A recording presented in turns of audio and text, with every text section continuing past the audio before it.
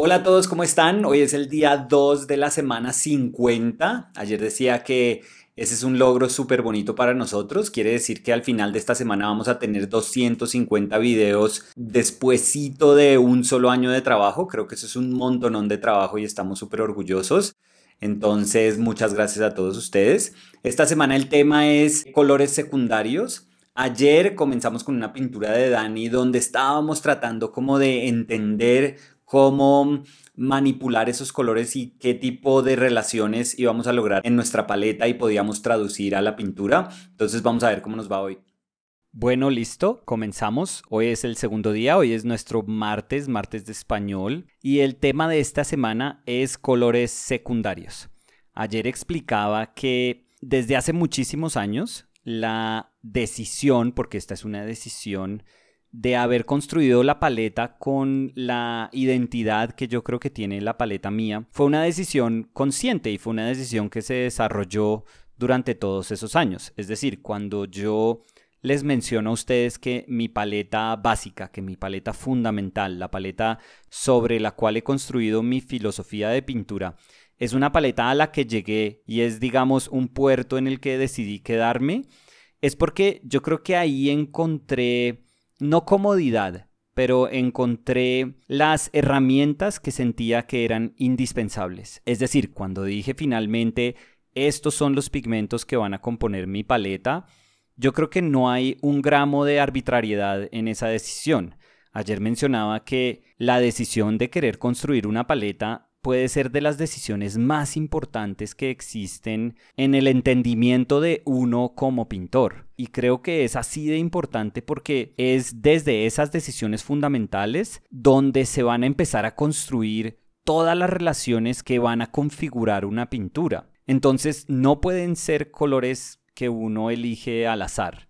No pueden ser decisiones que le llegan a uno porque alguien le sugirió a uno un color o porque uno vio una pintura y le contaron que tal artista, ella utiliza este amarillo, entonces uno como que lo quiere implantar dentro de la paleta, pensando que ese color va a ser la variable que hace posible esos resultados que uno admira tanto, y en realidad pues con el paso del tiempo uno se da cuenta que nada de eso es cierto. No por cambiar un color en la paleta de uno empieza a pintar mejor. Nunca en la pintura, desafortunadamente, existen como esas curas milagrosas donde cambiar una sola variable hace que toda nuestra práctica de la pintura se vuelque y se convierta en una cosa ahora sí fabulosa. Ni los pinceles hacen eso, ni las marcas de pintura hacen eso, ni las imprimaciones hacen eso, ni la calidad de un soporte. Todas esas cosas eventualmente pueden colaborarle a uno a poder decir con mayor eficacia lo que uno quiere decir. Eso sí es totalmente cierto. Pero que la calidad de una herramienta suponga calidad en el objeto producido, no necesariamente. O sea, una pintura preciosa puede ser hecha sobre un cartón y con pintura súper precaria. Y ahí los materiales no tienen nada que ver con una calidad inferior que se podría suponer que nace de las deficiencias que tendrían entonces nuestros materiales. No, la realidad es que nada de eso es cierto. Pero lo importante, y sí quiero recalcar esto y lo decía ayer, es que las decisiones que tomamos, aquellas que sí podemos controlar, esas decisiones que se materializan en pigmentos específicos que son los que hacen parte de nuestra paleta, esa decisión es súper importante.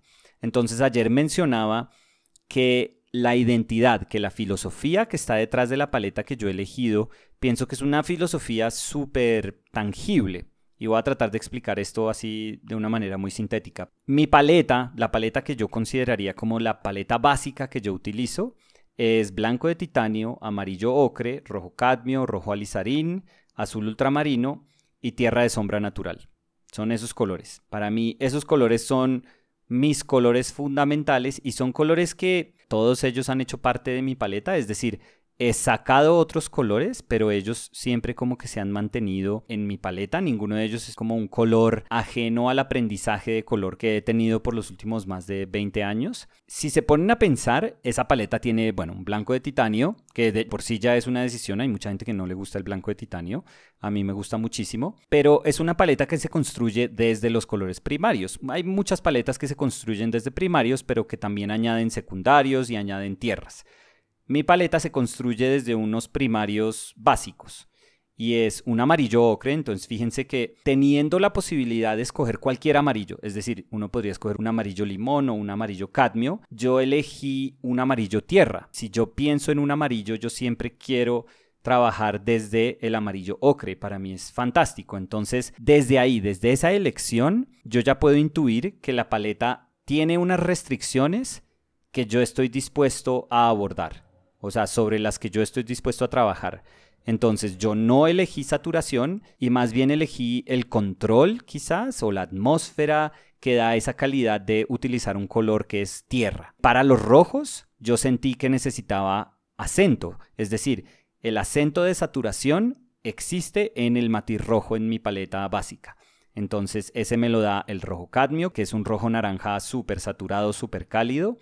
Y también me lo da la otra orilla de ese espectro de lo que es el matiz rojo, que me lo da un rojo violeta que es transparente, también saturado, que es el alizarín, y es un rojo muy frío además. Entonces en esos dos rojos tenemos casi que los extremos de todo, extremos en temperatura, porque uno es muy cálido, el otro es muy frío, y los extremos en lo que es, digamos, la definición del rojo. Un rojo que tiende hacia el naranja, un rojo naranja que es el cadmio, y un rojo que tiende hacia el violeta, que es el rojo alizarín. Y en el azul, yo elijo un azul ultramarino, que es un azul como súper sobrio, un azul violeta que a mí me gusta muchísimo. No es un azul tan saturado, es un azul semitransparente. Ahorita he tenido que aceptar que me gusta mucho el azul cobalto, pero no, acepto que el azul ultramarino es como ese azul para mí.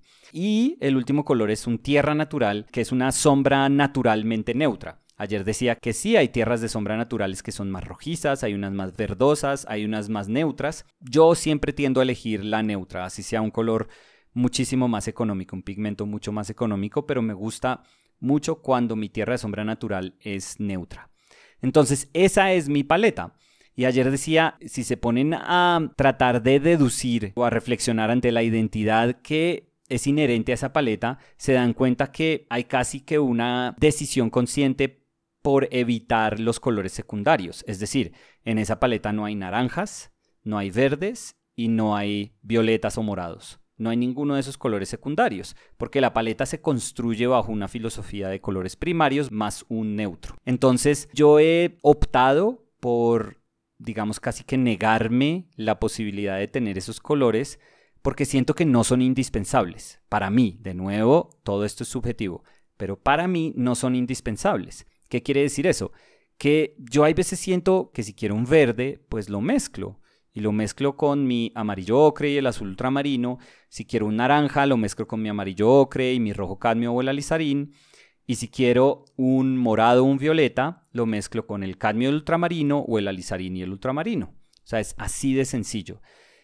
¿Que esas mezclas me dan un rango amplísimo de posibilidades en colores secundarios? No, para nada. Y por ejemplo, una gran restricción que yo me autoimpongo está en el matiz amarillo, en todo lo que pueda ocurrir con el matiz amarillo, o desde el matiz amarillo más bien. Entonces, los naranjas, por más de que uno los mezcle con un rojo cadmio, pues siempre van a tener ese gris natural que viene del amarillo ocre. Y los verdes realmente van a ser verde grises. O sea, cuando uno mezcla un amarillo ocre y un azul ultramarino, pues uno no puede esperar verdes súper brillantes, saturados, como para pintar una pradera al sol. Eso no se va a lograr con las posibilidades que tengo con esta paleta. Pero yo soy súper consciente de esas limitaciones. Para mí no son limitantes, son unas limitaciones naturales, pero que no me restringen a la hora de pintar. Ahora, ha habido momentos dentro de mi pintura que yo quiero explorar la posibilidad de tener saturación, particularmente en mi matiz amarillo, y por eso es que desde hace unos años para acá, yo digo 3, 4 años de pronto, introduje ese color amarillo bismuto que hemos ya hablado mucho desde el año pasado, y para mí ese es como el amarillo suplente, Ese es el amarillo que entra, es como Muriel cuando juega en el Atalanta, esto es para los hinchas del fútbol, que es como el mejor suplente del fútbol italiano, cada vez que entra Muriel hace gol. Entonces, cuando yo necesito como ese poquito de extra y siento la necesidad de ya sea comenzar desde saturación o introducirla en el trayecto de una pintura, que es un poco más difícil, entonces llamo al amarillo bismuto a mi paleta. Y pues ese obviamente sí me da calidades mucho más saturadas, más brillantes en los naranjas y en los verdes si decido mezclarlo con el azul ultramarino. Entonces se me amplía muchísimo, muchísimo más el rango con la sola introducción de un pigmento en el matiz amarillo. Para mí esas son las posibilidades y el rango de mi paleta con el que me siento súper cómodo. Y yo no hablo de comodidad como estar adormilado, como esa incapacidad de querer buscar más allá porque ya uno está ahí tranquilo pintando y no tiene que cuestionarse nada más. No, yo ayer incluso decía que esa decisión de no querer buscar más quizás responde es a mi personalidad y a decir quiero ahora entablar una estrechísima relación que abarque un espacio de tiempo también muy largo dentro de mi vida. O sea, a mí se me hace de pronto súper romántico, pero se me hace súper bonito contemplar la idea de que estos colores puedan ser los únicos colores que voy a utilizar de aquí hasta que yo me muera o deje de pintar. Se me haría súper bonito como tener esa constancia en mi práctica artística. Se me haría una cosa preciosa porque para mí es más lindo conocer a fondo profundamente la relación y las posibilidades que pueden nacer desde un grupo muy limitado de colores a querer estar introduciendo otros colores constantemente en mi vida y en mi práctica de pintura y teniendo como que forjar nuevas relaciones constantemente. No, yo prefiero poquitos, ayer decía, yo prefiero poquitos amigos y tenerlos como por toda la vida. Entonces yo creo que eso se extiende a mi filosofía de pintura y de cómo construyo la paleta. Pero ahora, retornando al tema de esta semana, como es una paleta que conscientemente ha evitado el uso de colores secundarios, pues yo dije, bueno, para esta semana exploremos lo que se puede hacer con estos colores secundarios. Ayer les comentaba que las reglas del juego que me impuse son las siguientes. Yo voy a tratar de premezclar los mismos colores durante toda la semana. Es decir, hay unos colores primarios desde los que voy a comenzar y voy a mantener esos primarios como constante y cada día voy a tratar de premezclar exactamente el mismo naranja, el mismo verde y el mismo violeta morado. ¿Listo?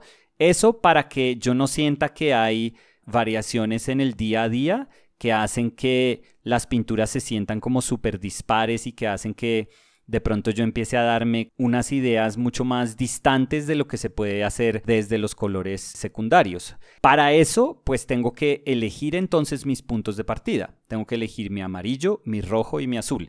Y aquí es donde las cosas cambian un poquitico porque no necesariamente voy a trabajar desde el amarillo, el azul y el rojo de mi paleta básica. Es decir, no voy a utilizar amarillo ocre o rojo alizarino o rojo cadmio o el azul ultramarino. No, la razón por la que no voy a utilizar esos colores es porque creo que no me dan como el rango necesario para realmente poder explorar las posibilidades a las que uno debería tener acceso cuando uno está trabajando con colores secundarios. Lo otro que no voy a hacer, digamos lo debería entre comillas estar haciendo, es comprando pigmentos puros para esos secundarios. No voy a comprar un naranja, que podría ser un naranja cadmio, digamos. No voy a comprar un verde, que podría ser un verde cinnabar, o un verde viridian, o un verde cadmio, o un verde permanente, o un verde vejiga. Pueden ser un montonón de verdes, pero no voy a comprar un pigmento verde. Y tampoco voy a comprar un violeta cobalto o un morado dioxazín. No voy a comprar ninguno de esos colores, primero porque no creo que tenga que salir a comprar a gastar un poco de plata para tener acceso a esos secundarios y quiero más bien trabajar desde los colores que sí tengo acceso. Entonces, para el amarillo voy a usar un tubo de pintura que creo que lo compró Dani, un Maimeri clásico, entonces Dani no lo va a prestar, que es un amarillo cadmio oscuro, que honestamente ayer lo decía, no es un amarillo cadmio oscuro. O sea, si yo lo comparo con la idea y digamos la noción que yo ya conozco de lo que es un amarillo cadmio oscuro, este es más bien un amarillo cadmio. Un amarillo cadmio oscuro tiende a ser súper naranja, porque el amarillo cadmio tiende al naranja. Cuando uno habla de un amarillo cadmio oscuro, se nota muchísimo el naranja en ese amarillo cadmio. En este no tanto. En este se siente simplemente como un amarillo cadmio. Pero pues seamos fieles a como la compañía le pone al tubo de pintura. Entonces este es un amarillo de cadmio oscuro, un Cadmium Yellow Deep de Maimeri clásico. Para el matiz rojo vamos a utilizar un magenta. Y para el azul sí vamos a mantener nuestro azul ultramarín. El magenta lo vamos a utilizar porque es un color que yo he visto que muchísimos pintores lo están utilizando desde hace ya unos años y a mí me picaron las ganas de querer utilizar ese color. Yo veía que hay mucha gente que lo utiliza súper chévere, súper bien y yo decía, ay, yo de pronto lo puedo introducir a la paleta. Incluso pensé que de pronto podía reemplazar mi alizarín y pues no. Yo amo mi alizarín, lo amo y además es un alizarín que no es permanente. Yo cada rato le digo eso a las personas. El alizarín tradicional es un color que es súper frágil, o sea, es un color que si ustedes lo ponen a la luz del sol, el color se desaparece. La luz termina degradando el pigmento muchísimo, entonces es un color que tiende a desaparecerse con el paso de los años y a mí no me importa porque se me hace que el color es un rojo aterciopelado precioso. Entonces hay un color, una nueva versión del alizarín que es un alizarín permanente, pero a mí no me gusta esa nueva versión del alizarín, del rojo alizarín, esa versión permanente. Y yo opto más por el alizarín tradicional. Así sea frágil, me fascina. ¿Por qué estoy utilizando entonces ese magenta quinacridona? Si es un color con el que no tuve empatía desde el comienzo. Yo lo utilicé y me di cuenta rápidamente que más bien quería devolverme a ese rojo alizarín que siempre he querido. ¿Para qué entonces lo utilizamos hoy? Porque no puedo negar que el magenta tiene una saturación un poco más alta y es un poco más brillante que el rojo alizarín. Entonces, si yo quiero utilizar las propiedades de saturación de un croma alto desde mis colores primarios, pues está bien que en lugar de, por ejemplo, en el caso del matiz amarillo, utilice un amarillo de cadmio en vez del amarillo ocre que normalmente utilizo y que en el caso del matiz rojo utilice el magenta quinacridona en vez del rojo alizarín que es el que normalmente utilizo. Entonces, esa es la razón por la que decido alterar los pigmentos en esos dos matices. En el azul, en cambio, si mantengo mi azul ultramarino, Pensé por un momento utilizar azul cobalto, porque el azul cobalto es un azul que estoy disfrutando muchísimo ahorita en la pintura, pero creí que ya con la saturación en el amarillo y en el rojo, pues estaba bien y me siento también un poco más cómodo con la familiaridad que le tengo al azul ultramarino. Entonces, ese es mi punto de partida, esos son los tres primarios que vamos a utilizar para premezclar los colores que van a ser secundarios. Entonces, el naranja lo vamos a lograr premezclando el amarillo cadmio con el magenta. El verde lo vamos a lograr mezclando el amarillo cadmio con el azul ultramarino. Y el morado, el púrpura, el violeta, lo vamos a lograr mezclando el magenta con el azul ultramarino. Esas van a ser nuestras tres mezclas y voy a tratar de mantenerlas siempre iguales en el transcurso de la semana. ¿Por qué es importante tener esa consistencia? Porque no quiero que mi experiencia sea dispar entre los días de la semana. Quiero tener esa constante para saber que estoy tratando de buscar posibilidades o de ensanchar las posibilidades partiendo siempre desde una constante. Eso para mí es súper importante. Quizás yo por eso es que tengo la tendencia a querer mantener, digamos, el núcleo de mi paleta. Porque para mí es muy relevante que esas relaciones que uno reconoce y con las que uno entabla un intercambio que es profundo, pues se mantengan durante el tiempo. Entonces voy a querer siempre tratar de mezclar exactamente los mismos naranja, verde y morado. Hay una cosa que es súper chévere, que se me hizo fascinante, que sucede cuando uno está premezclando los colores. Digamos que es algo que yo veo como un pro. Primero hablemos del contra, que es súper obvio. El contra es que nunca vamos a lograr competir contra un pigmento que es puro. Es decir, los colores premezclados que vamos a lograr no van a ser tan brillantes y no van a tener la misma saturación, no van a competir contra un pigmento puro de esos matices. Es decir, el naranja que podemos premezclar no va a poder competir contra, digamos, un naranja cadmio. El morado que vamos a mezclar no va a poder nunca competir contra un morado dioxazina. No podemos. Esos colores que son colores puros, pues van a tener siempre, digamos, una especie de ventaja contra los colores que vamos a premezclar. Pero esto es lo bonito y quizás lo más chévere del premezclar estos colores. Y va a sonar un poco extraño, pero escúchenme y de pronto va a tener un poquito de sentido lo que les digo. Cuando estamos trabajando con colores secundarios, racionalmente nosotros podemos decir que no vamos a tener acceso a colores primarios. Es decir, si partimos de esta paleta, es obvio decir que no vamos a poder pintar ni amarillos, ni rojos, ni azules, ¿no es cierto? Nosotros no podemos acceder a los colores primarios porque pues por eso son primarios. Pero pasa algo muy chévere. Cuando uno premezcla un color, uno sabe que uno mezcló un pocotonón de amarillo al hacer el naranja. Entonces la cabeza de uno dice, pues ahí hay amarillo, ahí hay un montón de amarillo incluso. ¿Cómo hago para tratar de acceder a ese amarillo? Claro, el amarillo ya se volvió naranja, no es que uno pueda como separar el pigmento amarillo del naranja y trabajar solo con ese amarillo. No, no es tanto eso, pero uno tiene una noción de que existe una cantidad de amarillo que está afectando esa mezcla que al final terminamos llamando naranja. Entonces, me he dado cuenta que aunque no vamos a poder decir amarillo o competir contra un pigmento amarillo, podemos más o menos, y esto es lo más importante, en términos relacionales, generando relaciones en nuestra paleta y después trasladándolas a la pintura, podemos evocar algo más amarillo o evocar algo más rojizo o evocar, digamos, algo más gris un poco más frío. De eso sí me he dado cuenta y creo que en ese sentido lo más interesante es reconocer que aunque hay unos límites que son ineludibles al trabajar con colores secundarios, el rango de posibilidades al que uno tiene acceso es muy estrecho.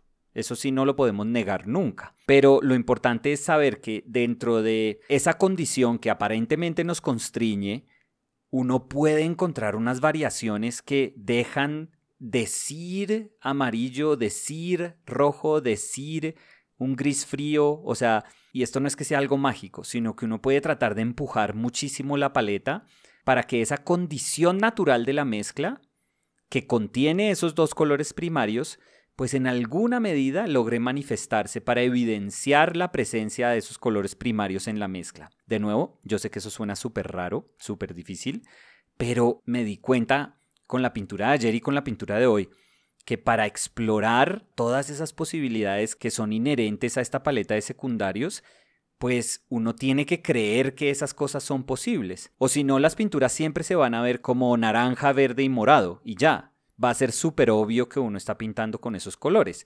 Y yo lo que estoy tratando de hacer es quizás no negar que esa es la naturaleza de la paleta que se está utilizando, pero al ver la pintura uno no añore otros colores, uno no diga, pero ¿por qué se habrá pintado de esa manera tan expresiva con estos colores tan raros? Yo no quisiera que existiera ese cuestionamiento, yo quisiera más bien que pareciera una decisión, y es una decisión que en ningún momento parece ser limitada por las condiciones naturales de la paleta. Entonces, súper contento con estos 2 primeros días. Son 2 días en los que todavía estoy como estableciendo una especie de comunicación con la paleta, pero creo que hoy me siento un poco más seguro de las cosas que puedo hacer con ella y estoy como confiado de que podemos seguir ensanchando un poco más todas las opciones de mezcla y todas las relaciones que podemos construir desde esas mezclas para hacer pinturas que van a ser fieles a su punto de partida, pero no quisiera que lo delataran tan fácilmente. Entonces vamos a ver cómo nos va con los días que restan de la semana, pero yo creo que va a ser una experiencia súper bonita, súper chévere. Eso fue todo por hoy. Nos vemos mañana, donde vamos a tratar de seguir ampliando este espectro de posibilidades. Gracias. Chao.